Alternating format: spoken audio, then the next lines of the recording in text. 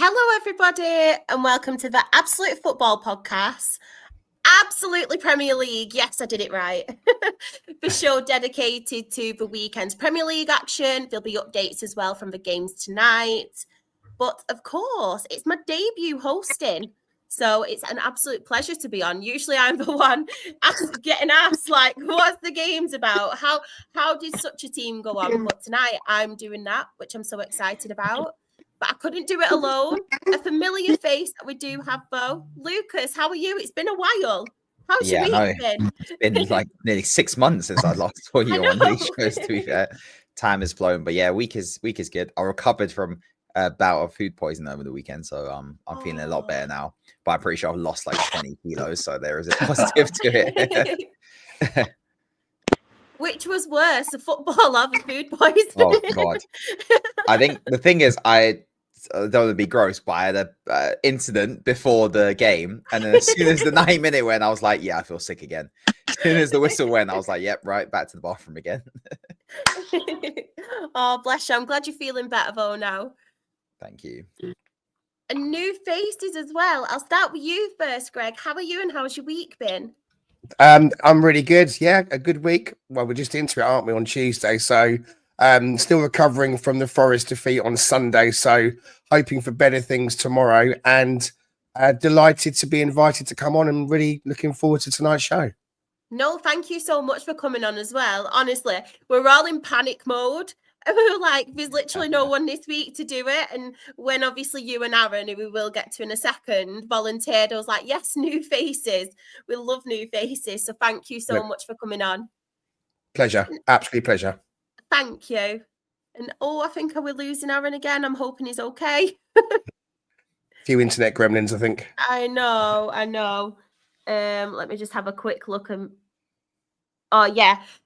For anyone in the chat as well, before I came on, we did concede a goal to Tamworth. It has gone down. Our goalkeeper did score an own goal. I was like, no, he's just punched it in the net.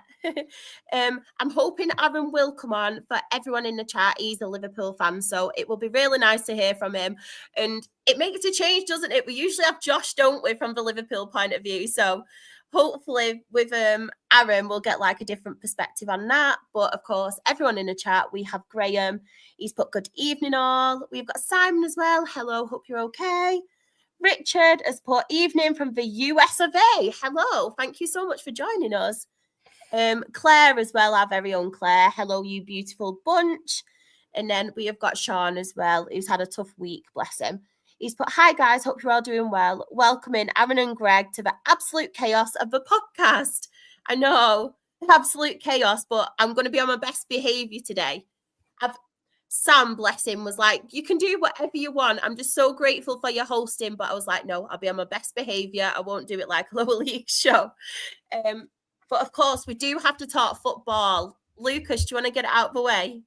Do you want to get it out of the way? If we must. Go on. And then we've got the whole show to be positive. I don't know. I don't really know what to do anymore. I don't know where we go from here. But I mean, it was one of those ones on paper when you looked at it before and you went, you know what, I think West Ham are going to win this. Or more so, I was like, I don't know if we win this game because I don't see where the goals are going to come from. We've got no striker. We've got no goal threat at the moment. We're backwards, sideways. It's all over the place. The January transfer window coming back to bite us. How do we not strengthen with an attacker? Villa went and got 3 of all 3 of them have contributed as well. Like I would have taken any of those 3 at this point. And it's looking pretty gloomy. I mean, tomorrow's a big game, but we are not far off getting dragged down into a top 4 race because I don't see how we win tomorrow. Liverpool are going to beat Newcastle, and then what's that? 14 points if we lose 13 points with a game in hand. And you know, if City or who else is there? City, who else is down there? Chelsea are playing tonight. Like they can start catching us pretty quick. So it's pretty messy. And I mean, questions do have to be asked at some point, especially in this like 5 years without a trophy. And then the way this squad has been built and the gaps in this team, considering the money that's been spent. But regardless of that, we should be able to beat West Ham at home. Like we shouldn't be dropping points there, especially in the title charge. Claire's coming at you. But it is what it is. I'm not surprised. I completely agree. Obviously, I was waiting for something to happen in January, honestly, and then obviously Kai Havertz as well, and the injury, and Yeah, you think it was essential then? honestly, and then you was linked with all these different names. I know Cunha was one of them. I don't know if obviously there were much truth into that. Rashford was one of them as well, and there was a couple. Was Osimhen one? Osimhen? Who were we linked? Watkins. Ollie Watkins was the one. Watkins, yes. That was a joke. I mean, how can I just ask you, how serious was that bid? Because it felt like it was a bit of a token bid to me. If they really wanted to sign a striker, you go and sign a striker. And I kind of feel that Ollie Watkins would probably want to play for Arsenal. We're apparently an Arsenal fan. So if you really want to go for the title, if you really want to try and get yourselves over the line, then why are you not going to get someone who can put the ball in the back of the net? To me, it felt like a token gesture. Oh, look, we are putting a bid in for somebody without any teeth in the bit in the actual bid. Yeah. So I mean, and how much do you think Edu leaving the club had an impact on the recruitment process? Firstly, I completely agree on the Watkins bid because one, that smelled exactly like Suarez 40 million and £1 back against Liverpool. It was like, we're Arsenal Football Club, we have money. Like, let's not pretend that we have to penny pinch. We spent 100 million on Declan Rice. Our PSR is completely fine. So if we wanted Ollie Watkins, well, one, you don't put a bid in when John Duran's about to leave to go Saudi, their only other striker, because obviously they're not going to sell both players at that part. So that doesn't make sense. And two, just pay what they want. If Villa wanted, 60 million or whatever it was, or 65, you pay for it, right? So yeah, that was a bit of a shambles. And as soon as that was announced, I was like, that's not going to happen. Firstly, Villa aren't going to sell. And secondly, that's not going to happen. He's not the profile of striker that fits in this system as much as I would take him at Arsenal. Arteta doesn't want a striker like that who plays on the last man. He wants a complete striker who can do a bit of everything. So it's just that's Cunha, then, isn't it? If he wants that kind of player, then that's Cunha. But we were looking at Cunha, and I've got to be honest with you. If Arsenal are coming in with serious money on the table for Cunha and Forest are, then he's probably going to go to Arsenal. But they're not making any bids. So they're not going to win the title, and they've only got themselves to blame, really. 100%. And it goes back to squad building. I mean, firstly, you shouldn't be relying on the January window to bail you out. You should be doing your business properly in summer. But it goes back to that. How do you finish second place to Man City, who are running four in a row? You take it to the last day, as much as we all know it wasn't going to happen. And your only signings, well, firstly, you spend 90 million on Calafiori and Mikel Merino, a left back who is not better than the current left back that you've got in your academy. So what's going on there? 60 million spent on someone who's not better than an 18-year-old who's playing out of position. And then Mikel Merino, who honestly offers nothing in that team. If anyone can tell me what Mikel Merino brings to this side, when he came off the bench and scored those two there you goals, go. He can come off the bench and score 2 goals. Leicester. And why did you bother signing Raheem Sterling? What a waste of time. My God. He's clearly not fancied. You know what's mad with the Sterling one is I wasn't actually mad that if that wasn't our only attacking signing. It was one of those I was like, why not on loan? We played. Arteta managed him before when he did that one game we managed, but he's worked with him before. But then it was like, oh no, we're only getting Raheem Sterling. Pretty quickly when he wasn't involved in the team, you knew that goes back to the editing. It was like, well, that's a very questionable signing. Because one, Arteta obviously hasn't got a plan to get him in the system. And when he's played him, he's looked awful and completely off the paces. So yeah, it just goes back to squad building. And honestly, with 720, 30 million, whatever's been spent under Arteta in the last 5 years, being backed, cancelling contracts for any player you want, signing any player you want, sending players out, abolishing players from the squad, everything you've been given, this is your team right now. So I don't want to hear excuses saying the board haven't backed him. Like, Arsenal fans saying the board haven't backed him are absolutely delusional. That is the craziest thing I've ever heard. Yeah. He spent 720 million pounds.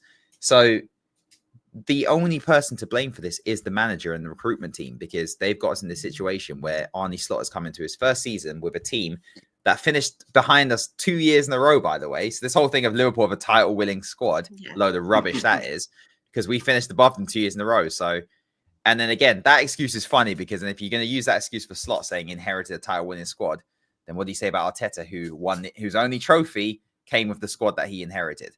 So you can't have it both ways. The squad management has been really poor. He's run players into the ground, which is why we've got all these injuries. So you can't use that as an excuse. Yeah. They're all self-inflicted. How did Havertz get injured in Dubai? Like, that was supposed to be a warm weather training camp. And then to go not buy anyone in January that was the signal that we're not going to win anything. And then, going out of the FA Cup, the Carabao Cup, God knows if we're going to get through PSV, but it's another trophyless season. Let's be real. We are not catching Liverpool, and there is no way in hell we are winning the Champions League. Like, absolutely not. Even if we scammed our way to the final, let's say we got on a very good. At the moment we come up against a good team, we are finished. That's I love Arsenal your for you. confidence. Another trophyless season. I'm just used to it now at this point, Charles. You know me already. I'm so used to it. I know. I can't even get annoyed at it anymore. I'm just like, let's just scrap some 1-0 and 2-0 wins here and there so we don't get dragged into a top 4 race, because getting into a top 4 race after all of this would just be a kick in the gut. And yeah, I honestly don't see us going to Nottingham Forest, who are the best defensive team in the league. Well, slow down. We have been, but you've jumped up a little bit, but you're still. We have been. Don't worry about us. Don't worry about Marino, Trossard, and Raheem Sterling scoring any goals at Forest tomorrow. Wouldn't be too We've concerned. got But yeah, in the chat. Ty has put, realistically, Arsenal need a striker and 2 wide forwards. Do you agree with that? It's not even just a striker anymore. Martinelli's not cutting it. Gabby Jesus is finished. Like, poor guy. He's had 3 knee surgeries since he's been here. He's done. Havertz isn't a striker, and we need a backup for Saka. So this is what's scary, and I think people need to realize is we spent a lot of money. The squad isn't built yet because the players that are in there haven't proved it, and now you've got to replace them and the backups plus those who are leaving. There's I completely agree with that. We need a striker, potentially 2 strikers. Yeah. Yeah, and then we need a Saka replacement, and we need a left winger now because Trossard's going, and then we've got Martinelli, who's not good enough. So you could even argue you need 2. I don't know how this is solved in one summer. How have we got back into another rebuild? Just asking now, out of curiosity, obviously you've mentioned a striker. Who would your first choice striker be? Because there's some people linking you with Gyökeres as well from obviously Sporting, is it? So yeah, would you like him or do you reckon? Yeah, I mean, if money wasn't if we had unlimited funds and we could spend anything, any striker in the world right now would be Ishak, 100%. I think that's the perfect striker for us and a lot of teams, to be honest. I think Liverpool are going to try and give Liverpool a cheeky swap deal plus money there. Newcastle. If it's not Ishak, I would take Gyökeres. I think he's quality. Yeah. I would take Osimhen. And I would take Sesko. Anyone. He's not. Sesko, I'm not really. I think Sesko is the one we're probably likely to end up with. But I don't think anyone else wants him that badly. No. But you know what else we missed out on in January is the fact that we are not the only team here who need a striker. Exactly. And we're not the only team who are going to be after a top striker in summer. The Premier League alone, we can get onto other leagues, but like Greg would say, Nottingham Forest, Chris Wood is 33 years old. If Nottingham Forest get Champions League football or any European football, let's be honest, they're going to buy a striker. And if it's Champions League, that suddenly puts them in the conversation for top quality strikers. And they've got the money to spend, I think, this year, especially if they get Champions League football. Chelsea need a striker because they've got Jackson and no one else, and Jackson's not cutting it. Man United need a striker because, I don't know, that guy up top is not a footballer. Let's be honest. He's not. I don't want to be awful. He might not even get to your team, Shaw. He might not even start for Dale. We've got 40-year-old Ian Henderson. Oh my God, he is awful. So they need a striker. Liverpool probably going to be up for a striker too because Nunes isn't great and Yotta's injury prone. Newcastle need a backup striker because Wilson's going. That's in the Premier alone. Bayern Munich need a striker. What's the other one? Real Madrid, I'm not sure. Barcelona need a striker. Yeah. You can go through every top club in Europe and 80% of them need a striker in the summer. So what's to say that if we get in a bidding war, we're not gonna outbid some of these teams. So it doesn't look good. It doesn't look good, but we're only have ourselves to blame. So it is what it is, and we go again, right? Another year. Next year, yeah, next year, next season. This comment really made me laugh. Graham put, usually Tuesday's show is Man United therapy session. It's a refreshing change for it to be an Arsenal therapy session tonight. Yep, honestly. And yeah, well, that was brief. But just on West Ham, I mean, Graham Potter's obviously come in now. Do you think he's the man, obviously, for the job? He seems to be doing all right, doesn't he, at the minute with West Ham? For a bit inconsistent, but he's doing all right, isn't he? Yeah. Yeah, I think he's a good appointment. I think they've got the players that can fit into the mold of football that he plays without him even signing anyone. He's going to strengthen. Yeah. And they got some quality. I mean, Jared, I'm a big fan of Jared Bowen, which I'm sure a lot of people on this panel. I think he's brilliant. So yeah, I think West Ham will get better. They looked good, and Graham Potter has won 5 times at the Emirates. I saw something, or he's made us drop points 5 times at the Emirates, which is crazy. And we played into his hands. They sat back, let us have the ball, hit us on the break, great goal. But yeah, I think Potter will do all right. I think this season's almost a write-off down there. You can there's a few teams like West Ham, maybe Palace starting to pick up a bit of form. Brentford is still there. It's quite tough down there. None of them are getting relegated, but their peak is probably, I'd say, European football's out of the way. But, getting in that top 10 is not out of the question. If one of those teams picks up 3 wins in a row, suddenly it looks different. But you got Spurs down there as well.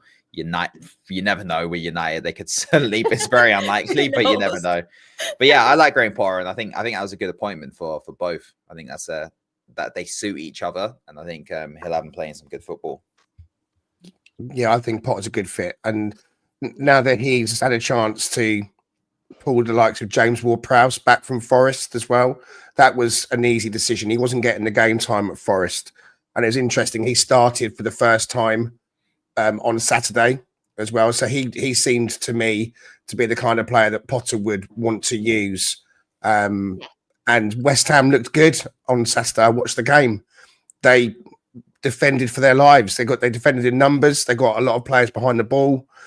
Their goal was a good break from a counter-attacking point of view as well. Yeah. And then once they got the goal and got in front, they wanted to hold on to it. They knew they had a chance to win the game and didn't let it slip. So it looked to me Arsenal were quite toothless, to be honest with you. I think they had 5 shots on target in that game, or they're averaging 5 shots on target at the moment. So it's just not enough, is it? And the red card certainly didn't help as well. No, definitely. What did you think of that red card? It's just ridiculous, but it is what it Clear, is. yeah, for me, it was a clear red card for me. Clear red, yeah. No, definitely. Right, let's move on. Aaron, I will let you talk Liverpool and Manchester City. I mean, That's absolutely happy fine. at the top. You're a lot of clear, aren't you? Are you happy, a Liverpool fan? I can't see any disappointment, really. No, I am very, very happy. It seems people across social media aren't, though, because a lot of people are now saying it's like the most boring, the worst Premier League season ever. It gets like that when you get 11 points clear at the top. But no, against City on Sunday, all my friends were saying to me during the week that they thought we'd lose the game because we had a really poor record at the Etihad. I think we hadn't won the league there since like 2015. So the record there is really not good.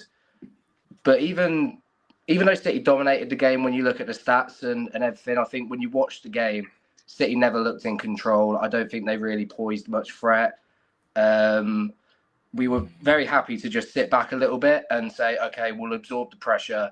We're going to get chances in the game. And then we can hurt players, hurt City in particular. The corner routine, I don't know what you guys think about it. I thought it was impressive. I thought it was, it was good. Slick. Szoboszlai, in particular, his performance in the game, his role this season has really changed almost in this slot system compared to Klopp, because in Germany and in Austria, he was very much like attacking, an out-and-out 10 as such, goals, assists, the whole lot. But now he gets more work rate, more running numbers, and then he's also chipped in with a couple of goals and assists. But I am very happy at the top of the league, that's for sure.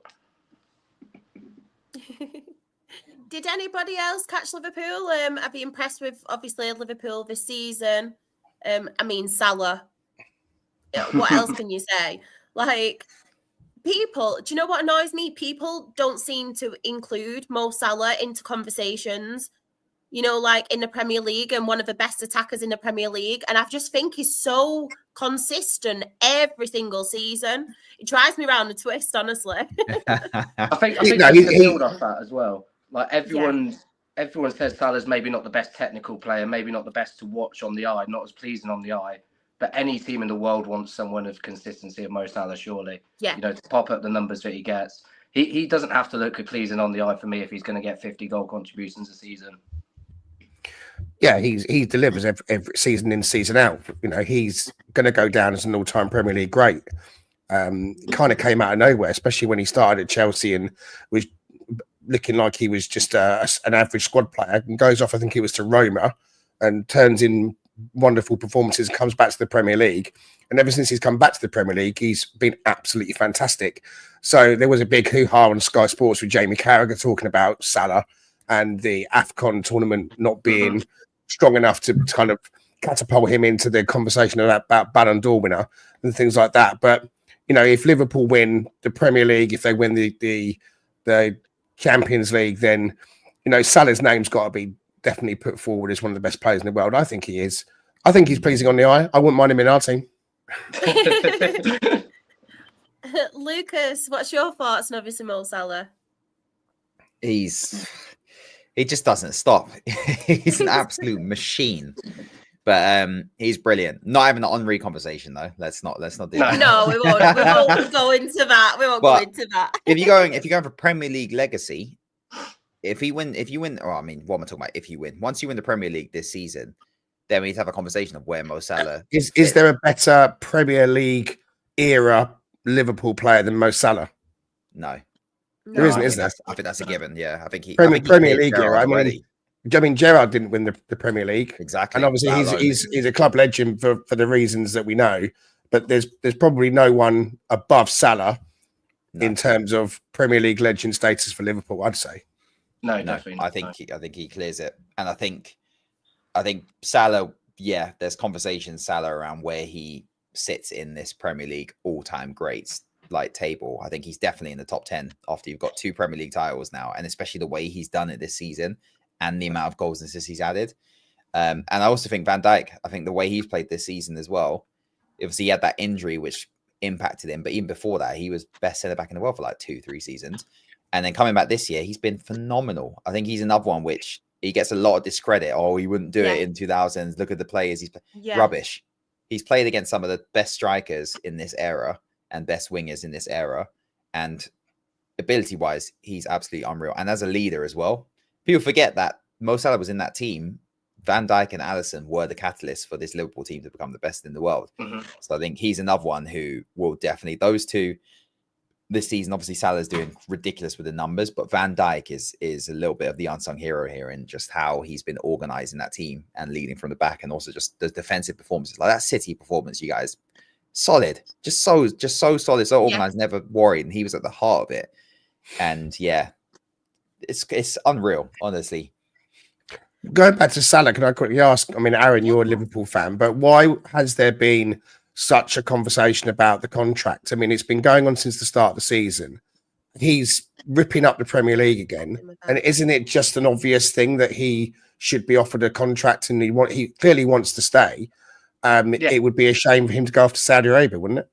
I think so. I think the way I look at it, I don't think, as good as Salah is, I don't see a big club in Europe that goes for Salah. I think the only option is Saudi Arabia. I think the Salah contract's arguably the most expensive contract to get done out of all 3 of them.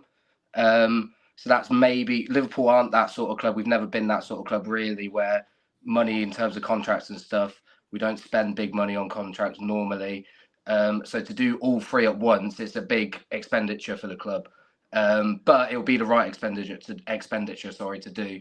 I don't get why not just Salah, but the Van Dijk one and the Trent one haven't been sorted by now.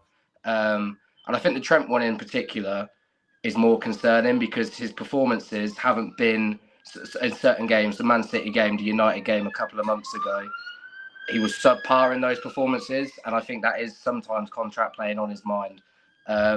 Whereas Salah, I think this season has been playing his way into a contract and should definitely get a new contract and give him all the money that he wants, in my opinion.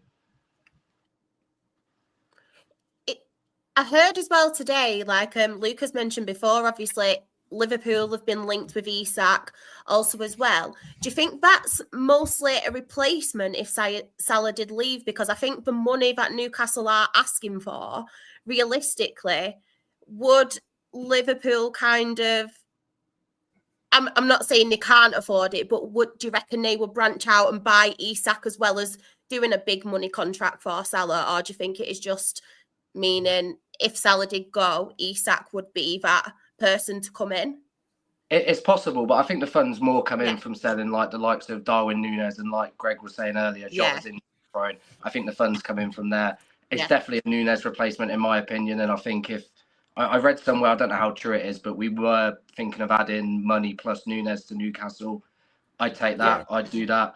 But I'd take Isak. I think Isak would be on top of my list for sure. And there's not many others I'd take. I think, like Lucas was saying, all clubs across Europe are in a similar position when it comes to strikers at the moment. So it's a really tough market to go into.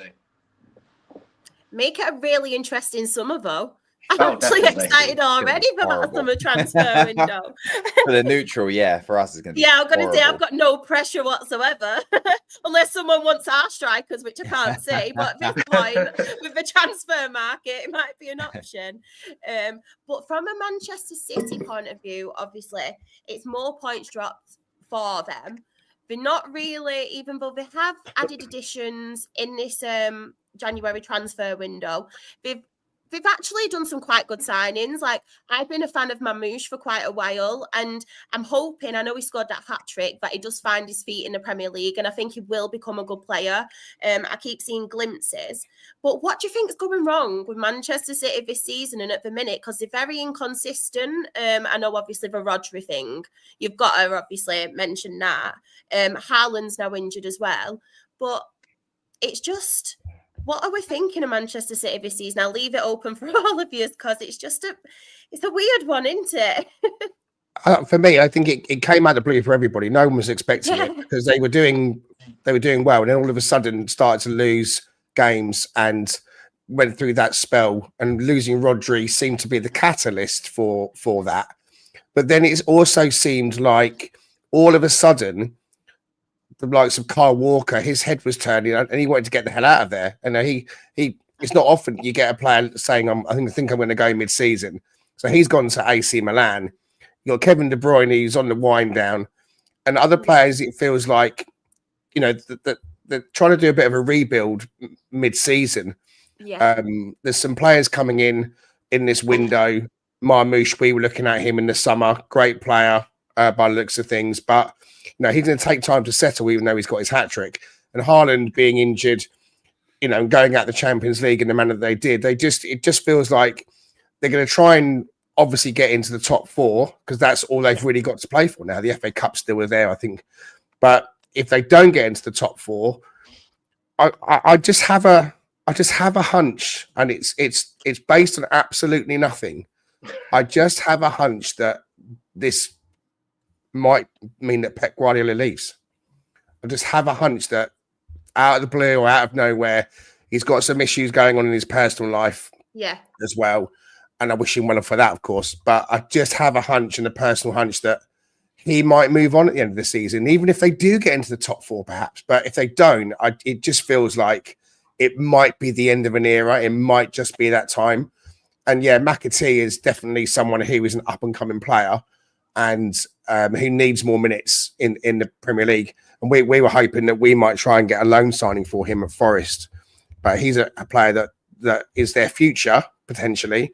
But Foden hasn't had a great season. He's had starts here and he's had moments of looking like his usual self, but still not brilliant. So from a non-City point of view, it's nice for us because we're riding into the third place at the moment and hopefully we can maintain that.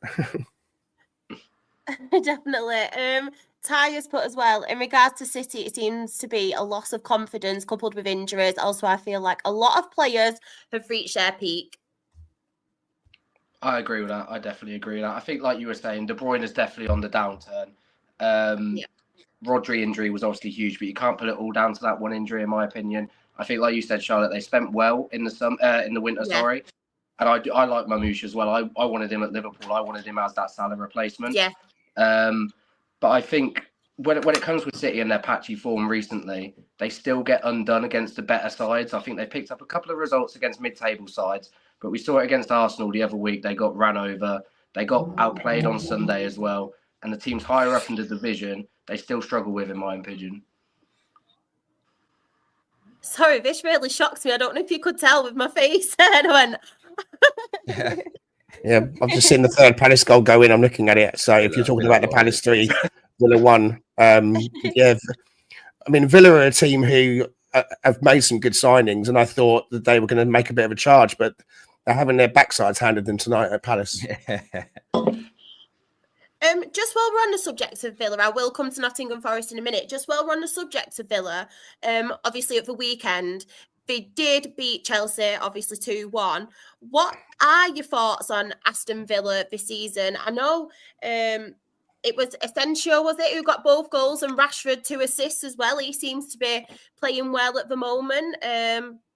Thoughts on that game? Did anyone catch it? Yeah, I called it. I'll quickly just jump in and say that, Chelsea took an early lead with that 9th-minute goal. Neto did really well down the right, crossing it over, and Enzo getting his knee on it. And then it was pretty much even Steven for the rest of that first half. But Asensio was making some good moves, making some good runs.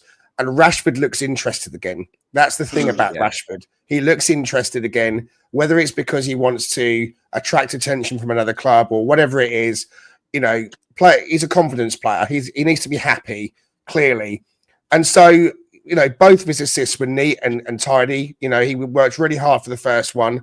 And the second one, when he whipped it across, obviously Jorgensen in the goal for Chelsea's made a huge error to let it squirm under him. And Rashford's impact potentially at Villa kind of reminds me of Lingard when he went to West Ham a couple of seasons ago, when he kind of went over there because he was out of favour at Man United. Yeah. Chelsea have been massively dropping off since Christmas. But on Villa, they won the other night, and we're looking over our shoulders at teams coming up to try and gate crash the top 4 or the top 6.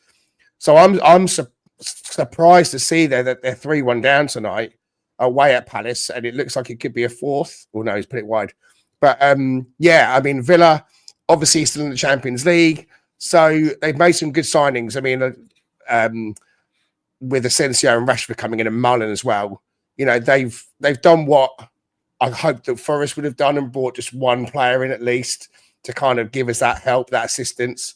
So I still think they'll be there or thereabouts, but maybe a bit hot and cold at the moment. Yeah. Obviously from a Chelsea point of view as well. I don't know if any of you see a lot of it online, but I love listening into Twitter Spaces and listening to other podcasts to find out people's opinions. And I know there's a lot of people heavily on Maresca at the minute. There's a lot who are calling for his name already. Then there's the odd couple saying, well, it's a project. We brought in young players. You need to give him time. And then there's the other ones thinking, yeah, as a championship manager, we didn't think he was good enough. Lucas, I'll come to you. Do you reckon Maresca's man? Do you reckon they need to give him time? Or do you think they'll just do a typical Chelsea and get rid of him? I think you can give someone time if you can see the signs there. I think it started off well, but that looks like a flash in the pan. Yeah. And I think this whole thing of the young players need to get, come on, these are professional footballers. Yes, it's younger. They might need a bit more experience and stuff, but they have experience in that team, and Nkunku's experience. They do have striker issues as well, to be fair. They do have striker issues as well.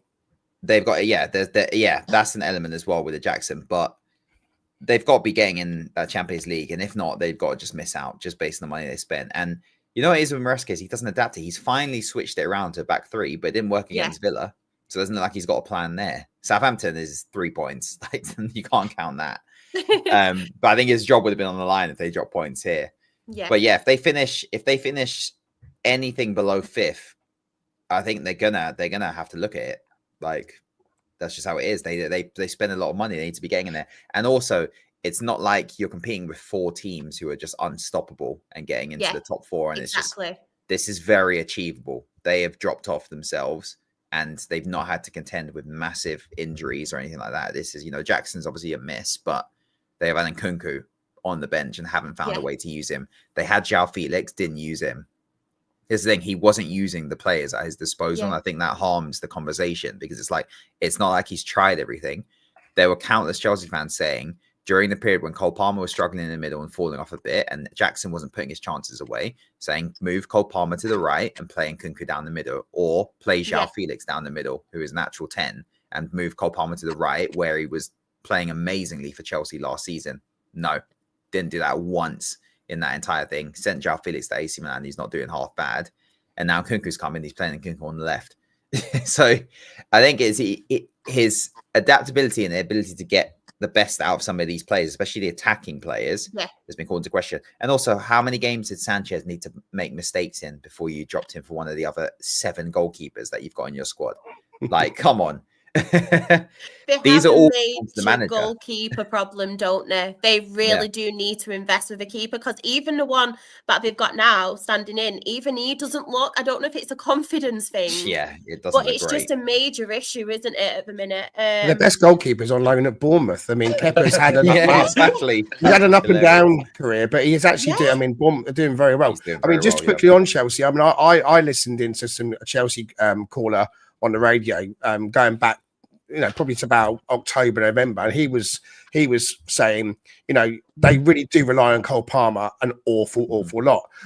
And if he goes off the boil, gets injured, etc., then it's going to go down. And Palmer hasn't scored in 5 games.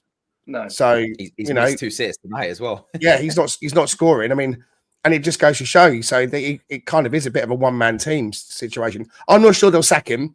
I mean, it would be very Chelsea for them to sack him. But it's who do you go to? Who do you turn to? So just on Cole Palmer, I know he's doing well at Coventry now, isn't he, Frank Lampard? Just on the Cole Palmer thing as well, because as I was saying, I listened to a lot of like Chelsea Twitter Spaces and podcasts, and there was a lot actually heavily criticising Cole Palmer. Do you think it's right that these fans are criticising him to this extent, or do you think they put in massive amount of pressure on him? Because I feel like at the end of the day, he's a very good player. I feel like this season already, he has done a good job, but I feel like sometimes players do go through a bit of a patch, and he's still young as well. I think obviously some of the chances and stuff, like you said tonight, he's missed a couple of chances that he should have scored. But do you think he is right, and Chelsea fans are right to be putting a lot of the blame on him and his performances? Personally, I don't. I don't know how everyone else feels. I don't, because I think there's been so many times where he's dragged them out of sticky situations across his career at Chelsea. So I personally don't think it's right from the Chelsea fans to turn on him. He's such an asset to them. His ability, and like you were saying, so many people do go through these patches in their career and through seasons. It's just one of those patches that will come through, because throughout the majority of his Chelsea career, he's been dragging them through so much bad waters, through so many managerial changes, so many things going through behind the scenes. So I think, no, I don't agree with any fan that criticises Cole Palmer. Yeah, I agree with you, Aaron. I think it's crazy. I was at Forest at Chelsea last season when he made his debut. He'd just signed. He came off the bench. We got the win that day, but I think he had 15, 20 minutes, and he was the best player on the pitch. He's an absolutely fantastic talent, and he is young, like you say, Shah. And so for anyone to turn on him when he has carried that team and scored wonderful goals is bonkers. Because I tell you what, if you start turning on players like that, a big team will come back in. I think I could be wrong. I did hear that City might have some kind of buyback on him as well. I could be wrong on that, but that would be hilarious. Imagine the scenes. But no, the teams like big teams will be looking at, not just like Bayern. This caliber of club will be looking at him for sure. If they start to, no, it's the constant. It's Barcelona. It's any of them is good enough. I think he's just tired. Just the way he's playing, he must be tired. He played a lot in the Euros as well towards latter stages, and you're right. He carried that team last season, and I think he is not rested. I mean, they didn't play him in the Conference League, but outside of that, 90 minutes were non-stop. They're running him into the ground. I think this is just fatigue now. Yep. just a couple of comments before we move on as well. Simon's put, Maresca got the job because he's worked under Pep. He nearly bottled promotion from the Championship with Leicester last season. I remember that. There were a lot of points clear, weren't they? And then he went on quite a bad run. I know a couple of the players, though, last season, I'm sure there were a couple that did go to the African nations with Leicester, and I think they missed them, last season. So I think that was a bit to blame for that one.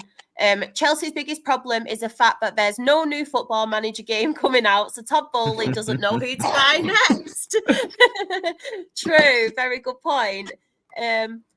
I think, though, Greg, you've waited long enough, haven't you? Do you want to talk Nottingham Forest? I mean, I am sorry that you've come on when you have had a loss, but it seemed like a really good game, to be fair. Well, we've had a very funny kind of last 3 or 4 games because we had the hammering away at Bournemouth, which was a disaster when we lost 5-0. And we bounced back with the 7-0 victory against Brighton. So we kind of felt like the world had righted itself. Only to go away at Fulham, which I was at, and put in a really abject 2-1 defeat. The performance wasn't good. So going into Sunday's game, Shah, we were feeling really optimistic because we got the win last year at Newcastle.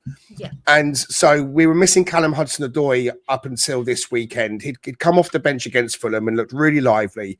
And he got the start on Sunday, and he is a really important player for us. And we play with wingers.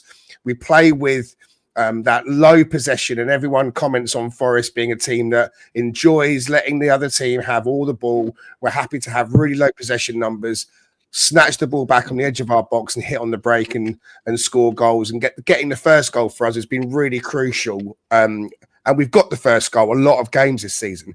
And it happened again on Sunday. So when we got the first goal in on 6 minutes with Hudson-Odoi, we were kind of rubbing our hands together thinking, great, we're back in business.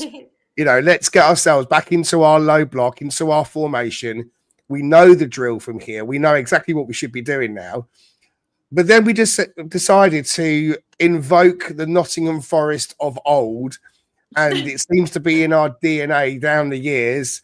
And our League One and Championship legacy came back to haunt us a little bit when we had a mad 11 minutes and conceded 4 goals. Aww. And it was absolutely bonkers. So, with Isak tearing it was all down the Newcastle left, and we were struggling really to cope with the overload going down that left-hand side. So all of a sudden, we're finding ourselves 4-1 down. One was a penalty, and it was given by VAR, and I think it was probably the right decision. A couple of deflections that took the ball into a favourable path and into the goal. But, it was really a case of at half-time, is this really going to see us with the wheels really going off completely? It was a great second half, though, from our point of view, because we really did dig in and come back into the game, and obviously went on to get to the 4-3 scoreline and nearly go on to get something at the end to make it 4-4 and take a point away out of nothing. So, yeah, I mean, from a neutral point of view, 7-goal thriller, up and down. From a Forest point of view, it's not what we wanted because it's 3 away defeats in a row for us now. Yeah. We're still third in the Premier League, though. We're still in an area that we never thought we were going to be in this season. We did on the Talking Reds podcast that I host, we did a prediction at the start of the season where we went through every single fixture, and it was a slog, but we managed to pit ourselves in about 12th place based on the last 5 years of points tally. So to be sitting third going into March is incredible. If we can hold on, it would just be the achievement of the decade from our point of view. But any European football would be fantastic. We hope we can take the positive second half into tomorrow against Arsenal. Arsenal will come into the City ground with, with issues that Lucas was touching on earlier. Yeah. But we need to have a good performance. And we would definitely take a point now. We've got Man City on Saturday as well. We've just played, as I said, Fulham, Newcastle, Arsenal, then Man City. And they're the 4 teams that actually beat us in the first round of matches before we got up to Christmas. So we always knew this set of 4 games was going to be tough. So a point against City, a point against Arsenal would be lovely. A win would be great. But the game on Sunday was very disappointing, although it ended in a much better way than we thought it was going to end. Can I just ask you as well, because from what I've seen, I absolutely love him. I want you to just like talk to me about Milenkovic, because honestly, I adore that man. He's I love a defender anyway, but every time I've seen him, I'm like, what a guy. Love Yeah. him. Monster. And even though if they conceded 4, he scored for me in my fantasy Premier League team. Yeah, I was he's a like, money well. he's got me some points back. No, he's my main man. I mean, I've loved Yeah. him. We call him the Serbinator. I love that. And he's made such an impact. And we did a series of stats episodes on our pod, and I focused on Milenkovic for that episode, where I brought in a lot of kind of data and stats on him. And what he's done as a defender is not just enhanced the defense, he seems to enhance the goalkeeper. I mean, Matt Sells is having the season of his life, and you can't say it's all down to Nikola Milenkovic. But what Milenkovic has done is he's come in and brought such an air of confidence to the team. And Murillo, who is an outstanding talent, is like it's like Batman and Robin, the sidekick and the duo that we've got with those two working so well together has been fantastic. But what it's meant is that we've gone into a situation where we're happy to have the other team have the ball, but his blocks and his attention on the ball has been really, really important. Our midfielders are happy to play a little bit further up as well. So the ball and the transition between Milenkovic to, let's say, Anderson onto Gibbs-White is working every single time. So the impact that he's had on the club has been immeasurable, actually. He's been really, really strong, albeit as a team, the last few games, we have noticed that, some of that really high intensity has dropped a bit.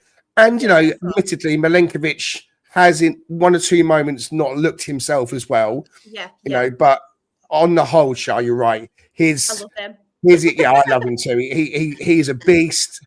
He's exactly what we needed. We were the worst in the league at defending set pieces last season.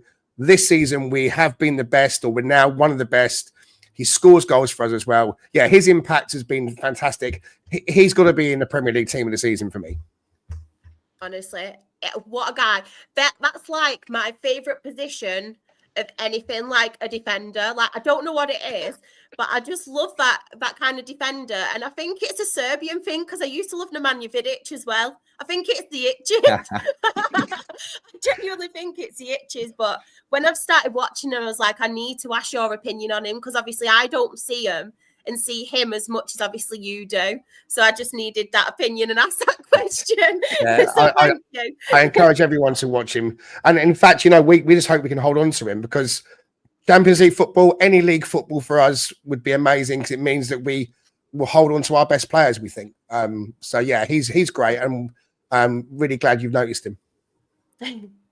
Megs has put, we love the Serbinator, Shah. And yeah, Graham's put, Shah has the itches. And I do have the itches. And I'm fuming because Dale have just had one cleared off the line. We nearly got an equaliser. Fuming. But yeah, I think we've covered most games at the minute, like from that from at the top of the table. That wasn't a dig, by the way, because the next one I'm going to ask you about is obviously the Manchester United-Everton game. So Everton 2, Sam will kill me for this. I didn't mean it like that. Everton 2, Manchester United 2. Obviously, it weren't the best performance, was it, from Manchester United? But one controversial decision that did happen was Ashley Young, and there was a penalty that was supposed to be a penalty. VAR did give it, didn't they? And then did the referee? No. I think the ref gave it, and then he checked. Gave it. The ref gave it, sorry, and then obviously he checked the VAR. I just want to ask all of your opinions. I'll come to you first, Lucas. Was it a penalty? Do you think Everton were ripped off, or do you think it was the right decision? It's a tough one, but I'd probably go with right decision. I thought at first it was a penalty, but the more I watched it, I was like, he's thrown himself down. Like he's literally thrown himself down. And I'm like, the hand is there, but it's not enough to give it. And I think Young's done too much there to make it simulation. So I think it's the correct call. I think Everton didn't deserve to win that game after that second half. United were pretty brilliant, led by Bruno. So I think a draw is the just result. But there's always going to be controversial issues like that when it comes to penalties and things like that. And plus, I just can't stand Ashley Young, so I don't want him getting any praise. Yeah, we've I got feel beef like with him. he's literally done it his whole career, hasn't he, Ashley Young? That's what he's Absolute based his shit. career on, the diving. Like, he should be winning medals for this. Aaron, was it the right decision? Yeah, no, I'm the same as Lucas. I think there is definitely some sort of hand or some sort of shirt pull or something, but Yeah. he's thrown himself to the ground way too easy. And when you dive like that, you kind of give the referee no option really, because he's so theatrical with his dive. So I'm going to say no penalty as well. I'm going to agree with Lucas.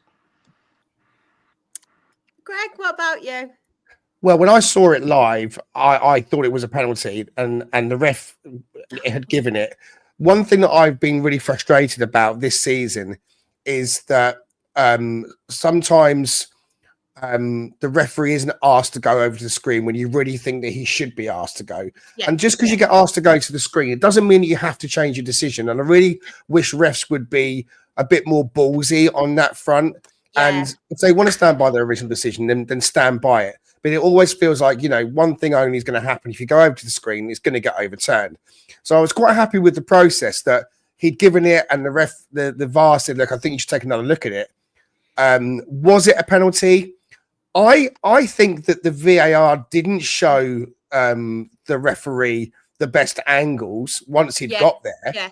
I thought there was another angle that really kind of demonstrated it was a penalty. So I was actually really surprised that it did get overturned. I thought the penalty should have stood. I am glad that it didn't, though, because Forest at Everton last season should have had 3 absolute stonewall penalties, I remember which pretty much that. all included Ashley Young in the picture. And that was when the famous tweet went out from Forest about certain VAR officials and stuff like that. I remember. So I felt quite smug that Ashley Young didn't get the decision, but I actually did think it was a penalty. Ty's in the chat as well. He's actually a United fan, and he said he actually thought it was a penalty. Yeah, I did. Yeah. Did he make the most of it? Possibly, but I think it was. Graham has put as well, he exaggerated the dive, but there was a couple of shirt pulls too, so I didn't think there was anything clear and obvious to overturn it. Whatever decision was made on field should have stood. Just one more thing on Manchester United. I just want to get your thoughts on obviously Ruben Amorim, because it's obviously something I've not really spoke about. I've not really been on the Premier League podcast this season, and I just want to know what you think about him. I'll come to you first, Aaron. Do you think he'll do a job at Manchester United? Do you think he's the kind of character that they need? I think when you talk about the potential project manager that Maresca could be, that's exactly what Amorim is, in my opinion. He's asked to do so much with a squad that now has injuries, and before the injuries wasn't good enough anyway, in my opinion. I think he is the right man. I think he's shown in sport, and he has the credentials to go on and beat big teams. He beat City in the Champions League, didn't he? He has all the credentials. I like the way he plays, but it's just not working with this group of players. I think that Dorgu that they brought in the window has had a mixed start, in my opinion. But I like the way he plays. I like his philosophies. It's just not right for this group of players. So maybe in the summer, if he gets the right personnel in, it can all change for United. But I hope it doesn't, because I am enjoying this downfall. I think everyone is at the minute. Lucas, what's your thoughts on Amorim? Yeah, I kind of agree with that. I think he's got 18 months, like minimum, regardless of how he gets. They're not going to get relegated, so he's got 18 months. Let him have a couple of windows, see the players he brings in. Like Dorgu is the first player he's brought in, and he hasn't looked half bad at all. So let him bring in a couple more of his players. I kind of rate that he stuck to his guns with the system that he wants to play. I think he has to. It's tough, but like I said, like they're not going to get into Europe and not going to do anything. They're not going to get relegated. United fans are just going to have to suck it up and accept that they're going to finish 14th, 13th, whatever it is this season. Have a good summer window. He has to get, summer has to go very well for them. They can't afford to get any duds like what Ten Hag was doing. And if they do, and there's a progression into next season, they should be looking at getting in around that top 7, 8 next season, like they're Man United. Like they can't afford to go slowly. the jump from where they are to competing for a European spot is not massive based on the points difference. So if they get the right players and they go to that, then that's progression from where they are. So I think they just have to stick with him. They just got to stick with him for give him 18 months. I think that's fair, and that's enough time for him to see, okay, his system is implemented. The players that are there, or the ones that we want to keep, starting to adapt to it. He's getting rid of the ones that he doesn't want anymore, and he's bringing in players who look like they'd be a good fit, like Dorgu and things like that. So it's way too early for it to tell. There are some, there are some glaring issues with some of the stuff that he's done, and I think at certain points you can adapt it. Obviously, stick to your system, but one-off game or a second half, you can change it. Which is why I think is the whole mark of a very elite manager, is being able to adapt it. But it's not the end of the world at the moment. So he's got until at least like the end of next season, in my opinion. I think that's fair. No, I agree. Yeah. Just a couple of these chats. Richard has put, Amorim is the right manager, but the wrong time. He won't be given time, and he won't have money to spend to sort out the squad based on the off-field issues with finances. He's also put, he is the type of manager they should have had after Ollie. And then Graham has actually put, can any manager turn it around given the shambles of Ineos and Glazers debacle behind the scenes? That's what I was going to touch on. I think we're looking at one of the biggest clubs in world football on the biggest decline in years. I looked at that team under Ten Hag at the start of the season, and man for man, thought, my God, they are bang average with only one or two players that are anywhere decent. Their recruitment has been shambolic. I don't know if Amorim's the right man for the job or not. I don't know if he's going to be given time, because they bought Dan Ashworth over from Newcastle, and he was supposed to be the guy that was going to be leading the charge, and he lasted 6 months. And whatever Jim Ratcliffe is doing at the club, he's certainly ruffling lots and lots of feathers with redundancies and things like that. I think that you've got to look at the infrastructure in place, and it desperately needs a new stadium. I don't think that Amorim's doing himself any favours by sticking to his sole formation. I'll disagree if I can politely on that. I think a good manager has to know when to change and say, look, and come out and say, look, I'm going to have to play with the players I've got, and if that means tweaking it to a system that I don't think I want to work with long term, but for now it's going to get us points on the board. It's about winning football matches. And at the moment, they're nowhere near winning football matches. They're the worst Man United team I think I've ever seen. Yeah, and I watched that game against Everton, and they were so bad. Lackluster, weak, passive, chasing shadows.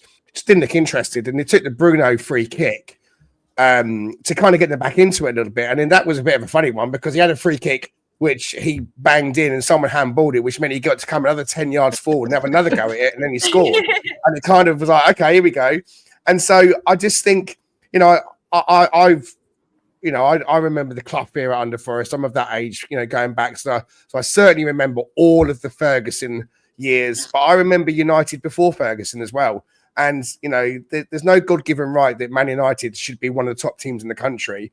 I think they're in serious, serious trouble and serious, serious decline. And I'm here for it, I have to say. In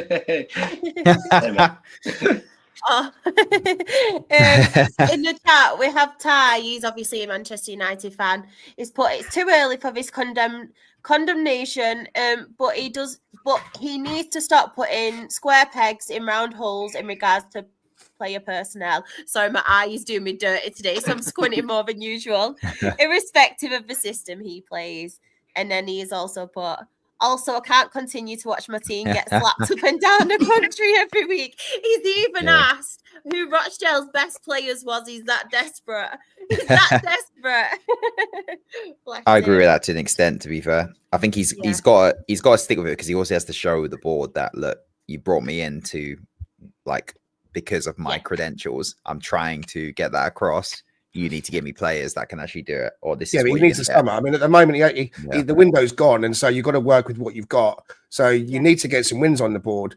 It's nothing wrong with saying, look, I'm gonna, like when we had Steve Cooper at Forest in season 1 back in the Premier League, he was quite quick to say, look, I'm gonna have to play a certain way here to try and get us some results. It's not how I want to play. The most important thing for us was getting points on the board. Mm-hmm. It's all about the summer for Man United. It's going to be one of the biggest summers in their history. Overhaul, players out, and I'm sure he'll be the manager still, but it's all about next season now for Man United. Yeah, they have to throw away. I think they've gone to, everything's been so short term with them, and it has always been about, well, we can win the FA Cup here, we can win the Carabao Cup here, or we can, we can qualify for Champions League, or we'll qualify for Europa League here, or we can finish second. It's always been, what are we doing now? And they need to move away from that. And I think you're right in that. Right off the season, you're not going to get relegated. You're not going to finish in a respectable position. You need to just go, right, if this is what the long-term plan is, do it from today, and it's going to be shit. It's going to be horrible to watch at times. And then in the summer, then we look at them in September when the season starts and go, well, hold on a moment. What is he doing? He's got some players in and they're still just as bad. Then you start to ask questions. I still think you give them the season, but it's a tricky situation to be in, because I'm like, I think there are obvious tweaks there that can help with the ways you can play like Dallo and Bruno. And you saw in the second half, as soon as Bruno moved into a deep position, look at the way they're playing now.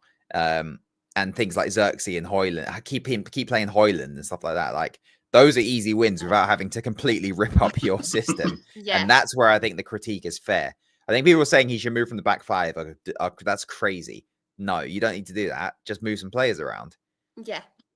It's 75 million on absolutely the lad up top business. It's just bonkers. It's just absolutely nuts.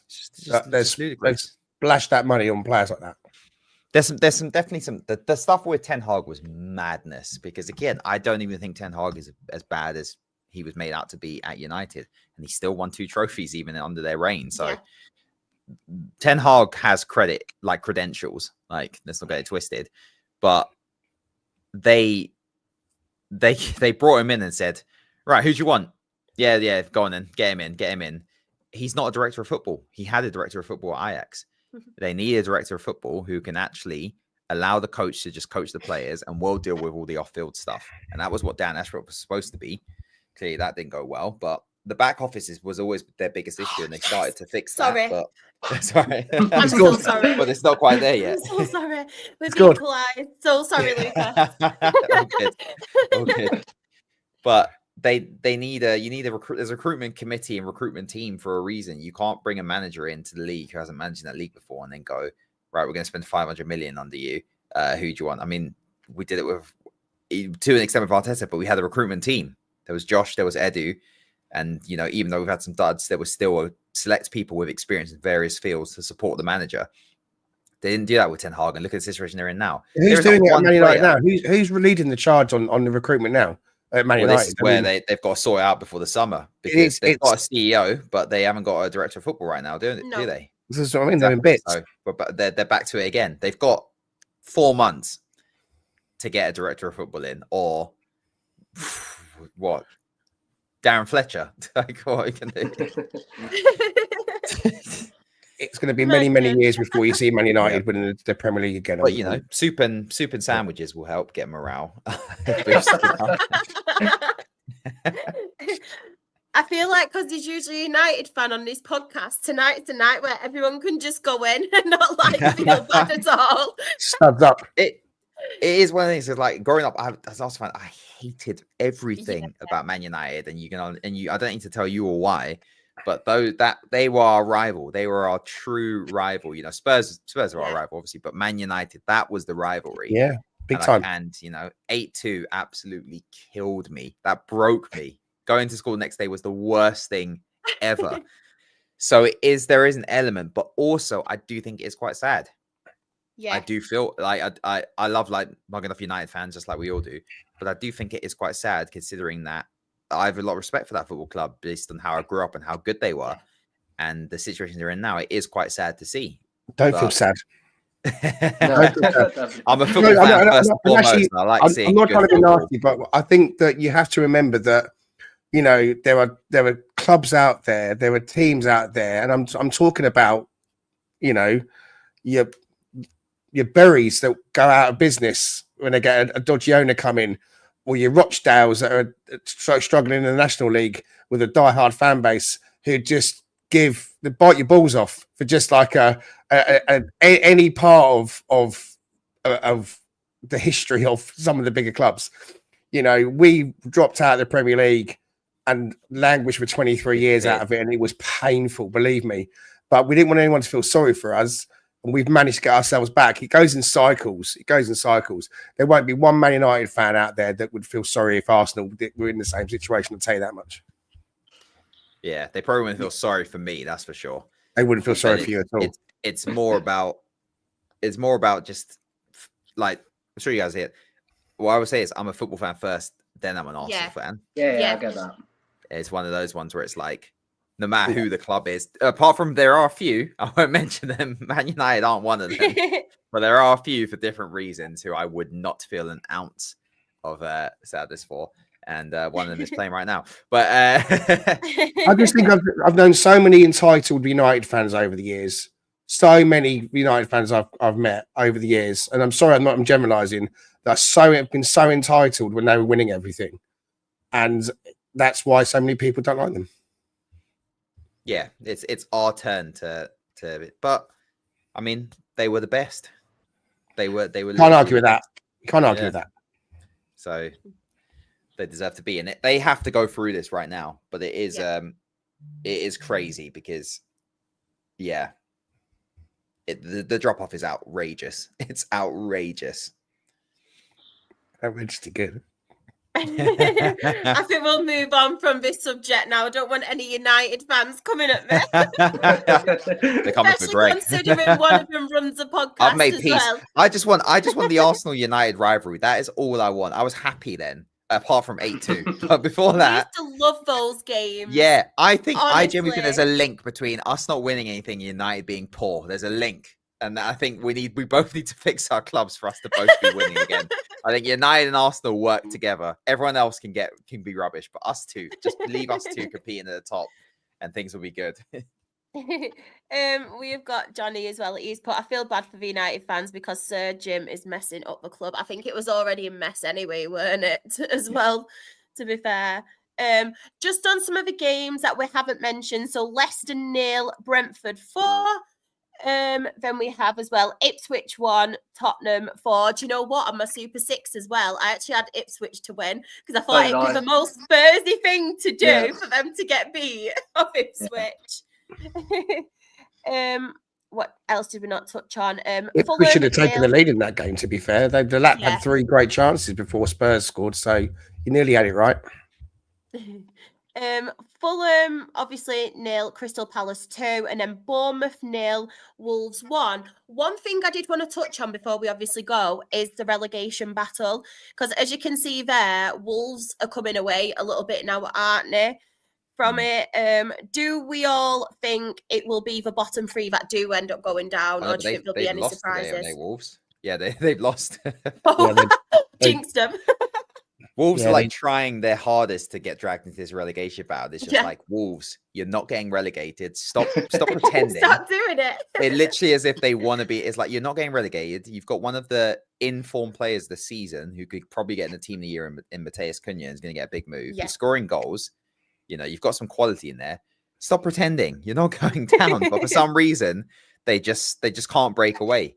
I mean, you never know, but I can't see Ipswich, Leicester, or Southampton winning 2 games in a row, and that's all they need to get out. It's not happening.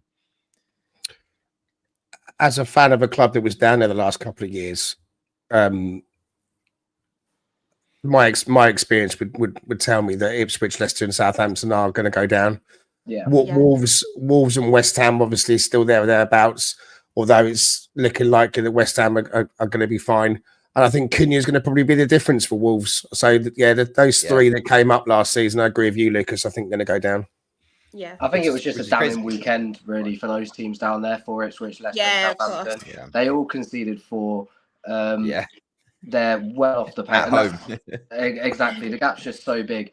And it's kind of the way the league's going a little bit, because when do you next think we'll see the 3 promoted sides in the Championship actually be able to hold their own in the Premier League? I think Leeds, if they go up, maybe have a chance.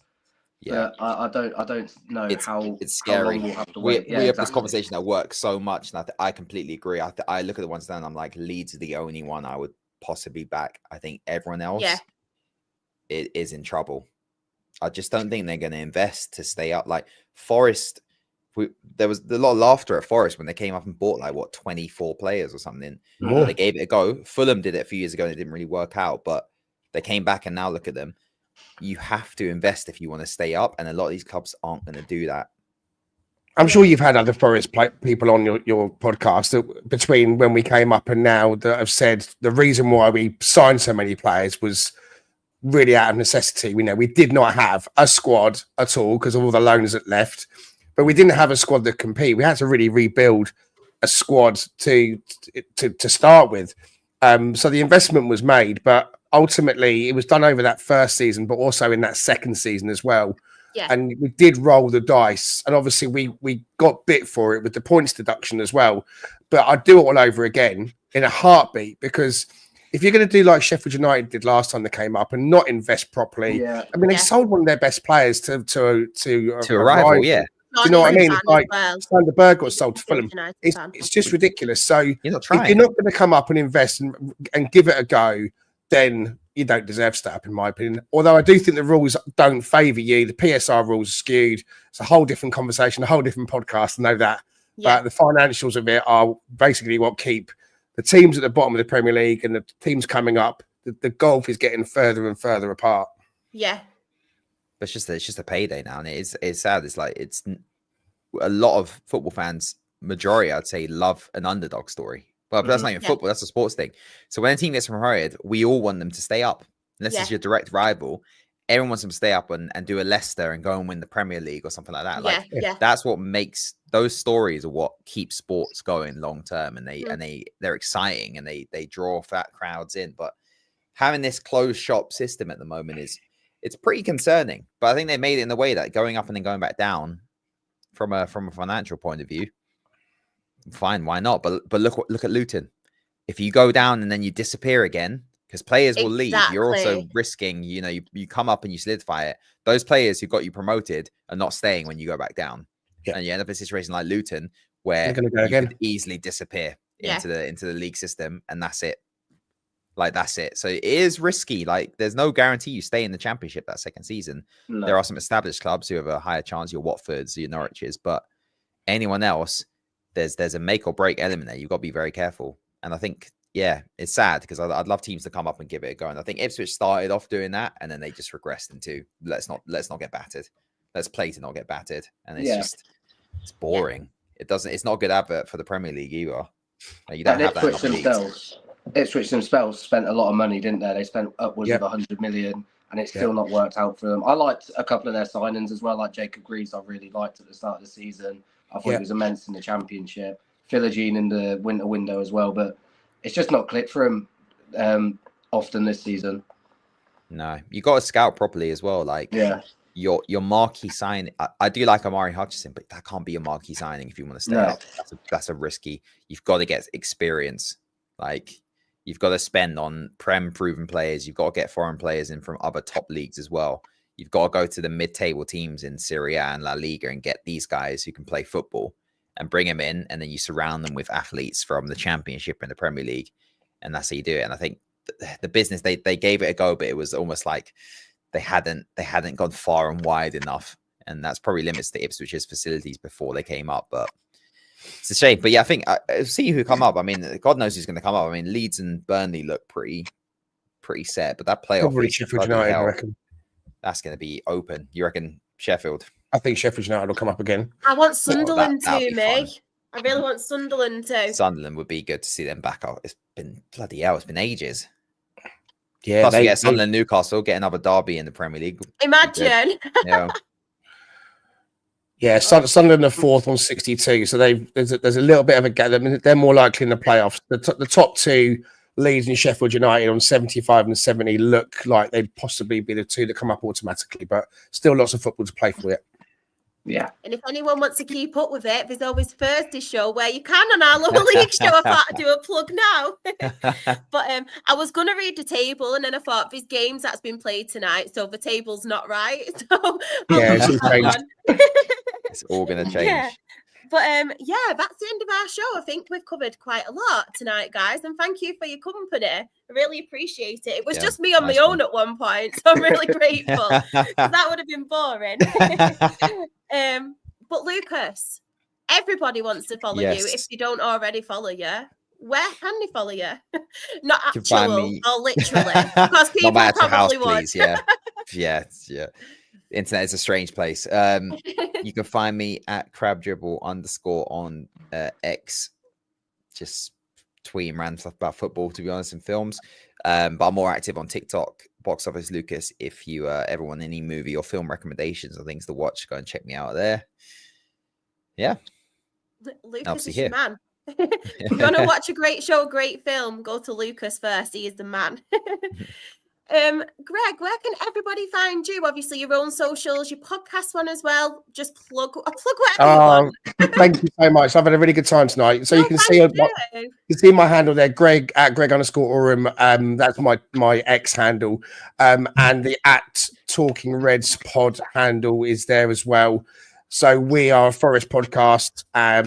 And we go out onto YouTube and we post a bit on TikTok as well. So yeah, it's all mainly Forest content. And if you follow me on X, it's mainly Forest stuff these days. I tend to try and just keep it to the football, really. The occasional other stuff here and there, but friendly banter and friendly rivalry is what it's all about.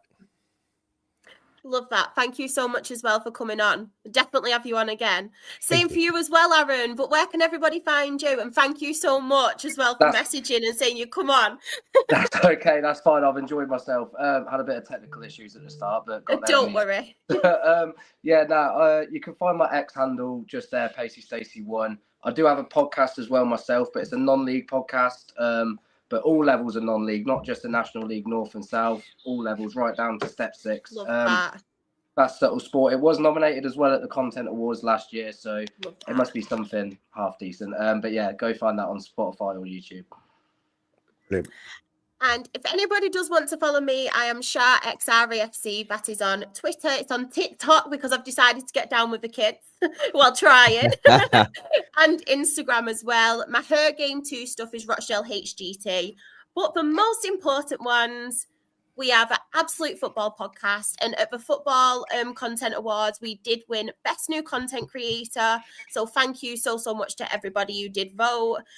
We've got it for another year as well. So we're milking it at the minute on every podcast until obviously it is time for us to obviously get rid of it. But we are Absolute Ball Pod on Twitter. We are Absolute Football Podcast on YouTube and Twitch, Absolute Football Pod and TikTok.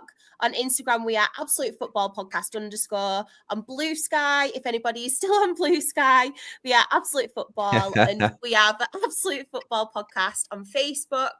As you can see, on a Tuesday, we are Absolutely Premier League. On a Wednesday, we are Absolutely Women's Football. And then you can catch me and the gang. On a Thursday, we are Absolutely Lower League. And that is where we cover the EFL, the National League, and the National League North and South. But yeah, thank you to everybody tonight. Obviously, it is new. I don't know who will be on next week hosting because it is Sam's birthday next week. Bless him. Oh, nice. Sam's birthday, so I don't know who'll be hosting, who'll be on. But thank you so much to everyone in the chat for joining us. Hope you all have a lovely week. And just one more. One more bit. Who captained Palmer?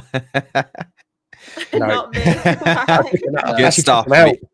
I am counting down. I've got Salah, so I'm counting down the next 30 minutes. I just need him to continue with his 2-point disaster class here. A lot of swings in the fantasy league tonight. I took him out of my team about 3 games ago. God, there you go. Even better. Yeah. Thank you so much, everybody, and hope you all have a lovely week.